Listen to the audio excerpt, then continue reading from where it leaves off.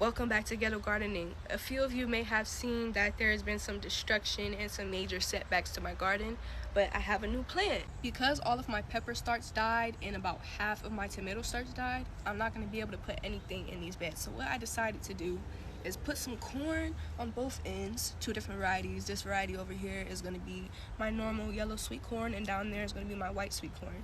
And then I'm going to put my melons in between here.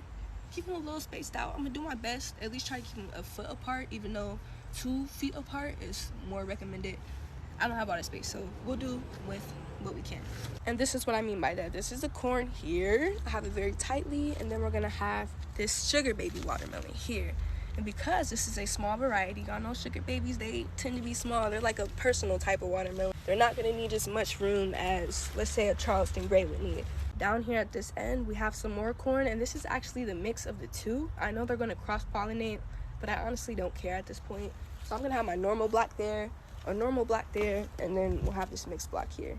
This side is gonna have the cantaloupes. I'm gonna try to differentiate the cantaloupes and the honeydews as best as I can, but I might just get those mixed up, and it'll be okay. It'll be okay. But let's get started since I got everything laid out already.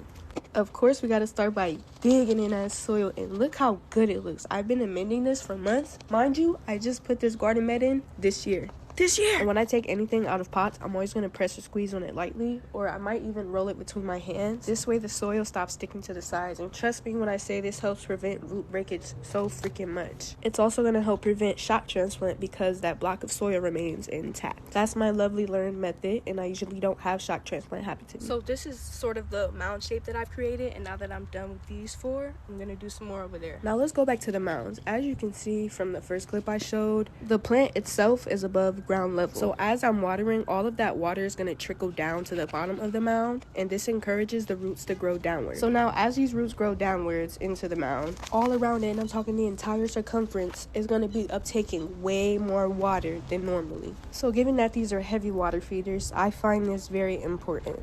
Okay, so here's the finished product of that. We have the corn, watermelons, basil, and cantaloupes with some more corn. And actually, instead of adding my tomatoes there, because the watermelons are going to pull most of the nutrients that these tomatoes need, and these tomatoes will also shade the watermelons, preventing them from having the efficient little season they need to have, I'm going to put them over there next to my cucumbers, because they are decent companion plants. They can fight for nutrients, but it's going to be a lot better than it would be with the watermelons.